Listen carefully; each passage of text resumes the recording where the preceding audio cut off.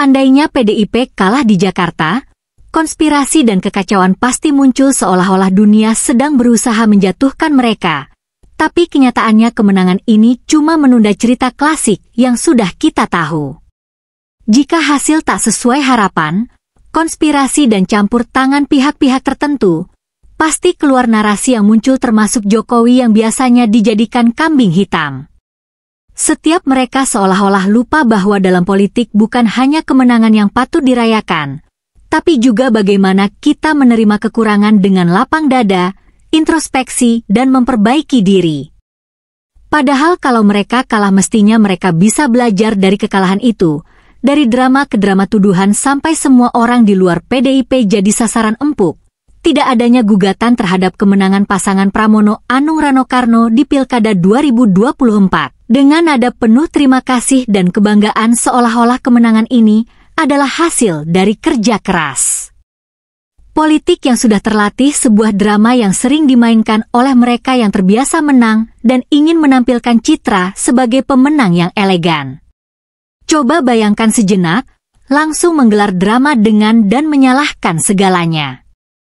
Pilkada tahun 2024 ini dicurangi dan jangan harap mereka akan ragu mengaitkan presiden. Lihat saja apa yang terjadi di Jawa Timur dan Jawa Tengah.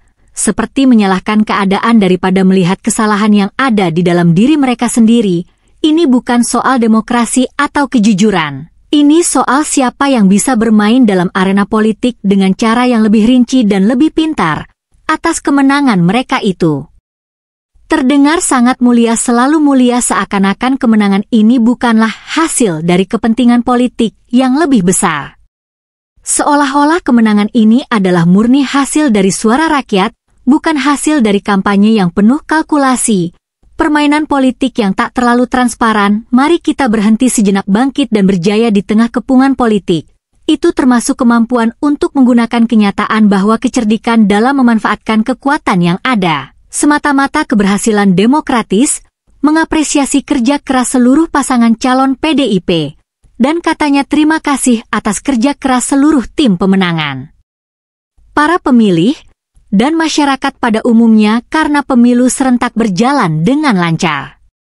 Jika kita bicara tentang kerja keras, mungkin kita juga mengakui bahwa kerja keras dan janji-janji yang terkadang lebih mengarah pada kepentingan, ada perubahan yang berkelanjutan. Jangan lupakan juga bahwa lancarnya pemilu ini untuk memastikan semuanya berjalan sesuai skenario yang mereka tentukan. Sementara itu Pramono Anung berterima kasih kepada yang kalah tidak mengajukan gugatan ke Mahkamah Konstitusi. Saya secara pribadi baik pasangan 1 maupun 2 mengucapkan terima kasih karena tidak ada gugatan yang diajukan ke Mahkamah Konstitusi. Katanya, tapi tunggu dulu tentang kecurangan yang terjadi seperti yang sudah terbukti sebelumnya. Mereka yang kalah pasti akan Pramono pun berharap bisa segera kerja, karena masih banyak persoalan yang harus diselesaikan. Jakarta segera bisa fokus untuk berbenah, ujarnya. Tapi mari kita analisis sejenak. Jakarta memang memiliki banyak masalah, tapi apakah mereka benar-benar akan berfokus pada perbaikan atau justru akan lebih sibuk mengamankan posisi politik mereka? Situasi global yang penuh tekanan ekonomi yang terus berubah, semuanya akan dirasakan oleh warga Jakarta. Kekuasaan dan menutup mata terhadap masalah-masalah yang sebenarnya jauh lebih mendesak daripada sekadar perbaikan citra politik mereka. Pada akhirnya narasi yang coba dibangun PDIP adalah narasi yang penuh dengan ironi. Mereka mengucapkan terima kasih dan menampilkan diri. Tapi coba bayangkan jika mereka kalah, drama kecurangan pasti akan terjadi lagi.